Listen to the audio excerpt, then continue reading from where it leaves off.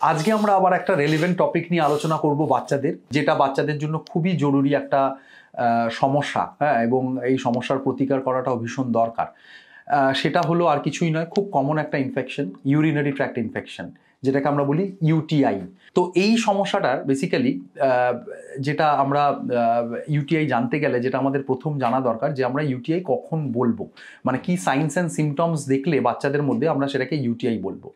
So এই সংক্রান্ত যেটা বলার, মেনলি যেটা হয় বাচ্চাদের ক্ষেত্রে, তিনটে ভাগে আমরা যদি ভাগ করি, একদম নিউবর্নস বা একদম infant till 6 months of age, 6 মাস থেকে 3 বছর বয়স এবং 3 বছরের উপর, এই তিনটে ভাগে আমরা দেখতে পারি সিমটোমেটিক চেঞ্জেস। একদম নিউবর্নসদের ক্ষেত্রে যদি ইউটিআই হয় তাহলে সেক্ষেত্রে কিন্তু সিমটোমেটিক্যালি আমরা যেটা নর্মাল সেন্সে ভাবি যে জ্বর আসা বা ইউরিন ফ্রিকোয়েন্সি বেড়ে যাওয়া, সেটা কিন্তু হয় না। নিউবর্নদের ক্ষেত্রে যেটা হয় বেসিক্যালি খুব ইরিটেবিলিটি, প্রচণ্ড বাচ্চা এক্সেসিভ ক্রাই করছে, বাচ্চা কিছুতেই থামছে না কান্না, ফিডিং রিফিউজাল, খেতে চাইছে না, আগে খাচ্ছিল হঠাৎ করে খাওয়াটা ছেড়ে দিল, জ্বর আসতে পারে, ফিভার আসতে পারে নিউবর্নসদের ক্ষেত্রে। তো এই সিমটমসগুলো যদি দেখা হয় তাহলে সেক্ষেত্রে কিন্তু ভাবতে হবে যে ইউটিআইয়ের একটা সম্ভাবনা আছে। এটা হলো প্রথম। সেকেন্ড হচ্ছে, এবার যদি আমরা পরবর্তী ফেজটা ধরি 6 মাস থেকে 3 বছর, 6 মাস থেকে 3 বছর এবং 3 বছরের উপর মোটামুটি কমন সিমটম। ফার্স্ট হচ্ছে ফিভার, সেকেন্ড হচ্ছে ইনক্রিজড ইউরিনারি ফ্রিকোয়েন্সি, বারবার ঘন ঘন ইউরিন করা, থার্ড হচ্ছে ইউরিনারি হেজিটেন্সি, হ্যাঁ, ইউরিন করতে গেলে মনে হচ্ছে যেন একটা কষ্ট হচ্ছে, সেটা জেনারেলি 3 বছরের উপরের বাচ্চারা আরও বেশি এক্সপ্রেস করতে পারে ভালো। নেক্সট হচ্ছে অনেক সময় তল পেটে ব্যথা, লোয়ার অ্যাবডোমিনাল পেন, হ্যাঁ, অনেক সময় দেখা যায় আননেসেসারি ভমিটিং হওয়া, হ্যাঁ, বমি করা। So this are the symptoms যেগুলো দেখলে আমাদের অনেক সময় সাসপেক্ট করতে হয়, বা মা বাবারা এখান থেকে সাসপেক্ট করতে পারেন যে এবার আমাদের ডাক্তারের পরামর্শ নেওয়া উচিত, আমার বাচ্চার কি ইউটিআই হয়েছে। এইবার ইউটিআই হলে আমরা কিভাবে সেটা ডায়াগনোসিস করি? ডায়াগনোসিসের নিয়ম হচ্ছে আমরা একটা ইউরিনের টেস্ট করি, রুটিন টেস্ট করা হয় এবং কালচার করা হয়। Culture is very important, routine টেস্টটাও খুব ইম্পর্টেন্ট। নিয়ম হচ্ছে সকালবেলা ফার্স্ট ইউরিন স্যাম্পেলটা ধরতে হয় এবং মিড স্ট্রিম ইউরিন স্যাম্পেল, প্রথমে বাচ্চা একটু ইউরিন করবে, তারপরে যে মাঝের স্ট্রিমটা আছে সেইটা আমাদের নিতে হয়, ইউরিনটা, সেই স্যাম্পেলটা আমাদের টেস্ট করতে হয়। তো ইউরিন, রুটিন এবং কালচার থেকে আমরা জানতে পারি যে কী ধরনের ব্যাকটেরিয়া গ্রো করেছে। এই কী ধরনের ব্যাকটেরিয়া গ্রো করেছে সেটার উপর ভিত্তি করে ইউটিআই আবার দুরকম হয়, একটা হয় টিপিক্যাল ইউটিআই, একটা হয় অ্যাটিপিক্যাল ইউটিআই। টিপিক্যাল ইউটিআই মানে আমরা সাধারণ ভাষায় দেখবেন অনেকে বলি ইকোলাই হয়েছে। তো E. coli is something like that, যেটাকে আমরা বলি টিপিক্যাল ইউটিআই, নর্মাল ইউটিআই, যেটা খুব একটা কমপ্লিকেটেড নয়। আরেকটা যেটা হয় that is called atypical UTI, সেটা হচ্ছে ইকোলাই ছেড়ে যদি অন্য কোনো ব্যাকটেরিয়া দিয়ে ইনফেকশনটা হয়, যেমন ধরুন সিউডোমোনাস বলে একটা ব্যাকটেরিয়া আছে, সেটা দিয়ে হতে পারে। যেমন ধরুন এন্টেরোব্যাকটেরিয়াসি বলে একটা গ্রুপ অফ ব্যাকটেরিয়া আছে, সেগুলো দিয়ে হতে পারে। অ্যাসিটোনোব্যাক্টর বলে একটা ব্যাকটেরিয়া আছে, সেগুলো দিয়ে হতে পারে। তো এই ইনফেকশনসগুলো যদি হয়, this are the severe one. সেই জন্য আমরা বলি এটা অ্যাটিপিক্যাল মানে নর্মাল নয়, ন্যাচারাল নয়, একটু অন্যরকম। এই অ্যাটিপিক্যাল ইউটিআই প্রসঙ্গে যেটা বলার, অ্যাটিপিক্যাল ইউটিআই এর আরও কিছু সিমটম থাকে। ফার্স্ট হচ্ছে অ্যাটিপিক্যাল ইউটিআই বুঝতে গেলে 1 নম্বর হচ্ছে শুধু ইউরিনারি সিমটমস থাকবে না, যদি আমরা কিছু টেস্ট করি তাতে ডেফিনেটলি এইরকম একটা অদ্ভুত ব্যাকটেরিয়া ডিটেক্ট হতে পারে। তার সঙ্গে দেখা যাচ্ছে যে 48 আওয়ার্সের মধ্যে, মানে সিমটম শুরু হলো, তারপরে অ্যান্টিবায়োটিক শুরু হলো, তাও রিজলভ করছে না। 2 নম্বর, 3 নম্বর হচ্ছে অ্যাসোসিয়েটেড আরও যে সিমটমসগুলো বললাম সেগুলো সিভিয়ারিটিতে খুব বেশি হচ্ছে। থার্ড হচ্ছে যেটা কিডনিকে ইনভলভ করা, কিডনি ফাংশন টেস্ট যদি আমরা করি, ক্রিয়েটিনিন খুব বেশি বাড়ছে। So this are the symptoms what ever is available in form of atypical UTI. সেটা কিন্তু টিপিক্যাল নয়, টিপিক্যালটা চিন্তার নয়। টিপিক্যাল হলে অ্যান্টিবায়োটিক দাও, 48 আওয়ার্সের মধ্যে ইউজুয়ালি বাচ্চারা ভালো হয়ে যায়। কিন্তু যদি না হয় তখন ভাবতে হবে এটা কি অ্যাটিপিক্যাল ইউটিআই, তখন then we have to investigate thoroughly.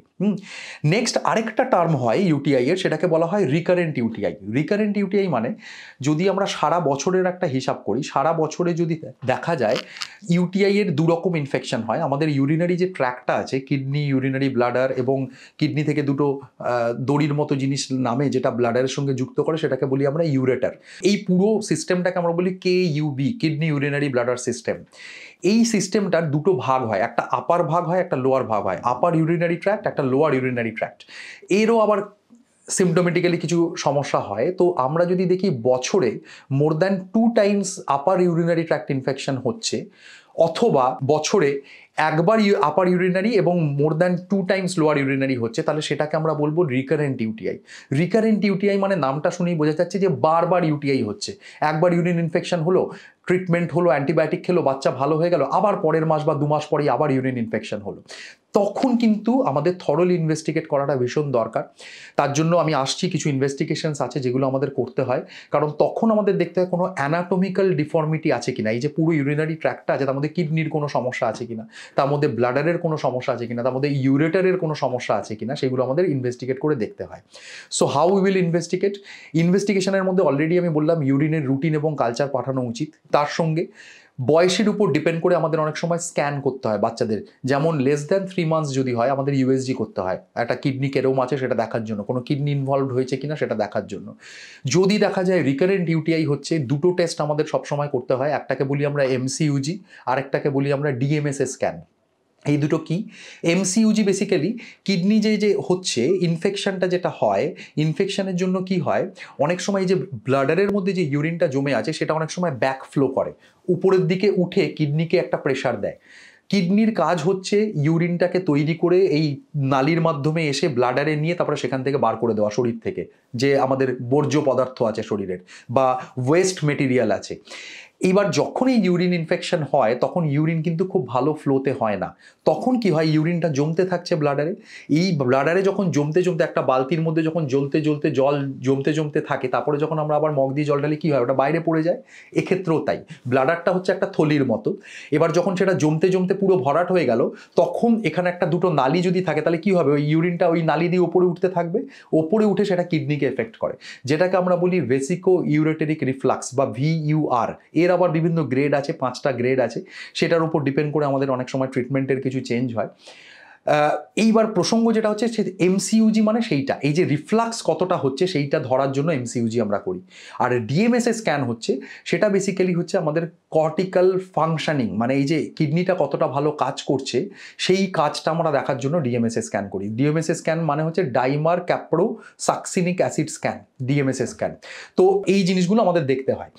এইবার নেক্সট হচ্ছে ট্রিটমেন্টের মধ্যে ডেফিনেটলি ইউরিনের ইনফেকশন যখন হয়েছে সেটা একটা ব্যাকটেরিয়া দিয়ে হয়েছে, ব্যাকটেরিয়া মানেই আমাকে অ্যান্টিবায়োটিক দিতে হবে। অ্যান্টিবায়োটিক সিলেকশনটা খুব ইম্পর্টেন্ট। অ্যান্টিবায়োটিক যেটা আমরা করি, ইনিশিয়ালি আমরা একটা ব্রড স্পেকট্রাম অ্যান্টিবায়োটিক শুরু করি এবং আমরা ওয়েট করি কালচার রিপোর্টের জন্য যে কী ধরনের ব্যাকটেরিয়া এলো বা কী সেন্সিটিভিটি, সেই অনুযায়ী আমাদের অ্যান্টিবায়োটিক ফার্দার সিলেক্ট করতে হয় যে একই অ্যান্টিবায়োটিকে থাকবো না চেঞ্জ করব আমরা।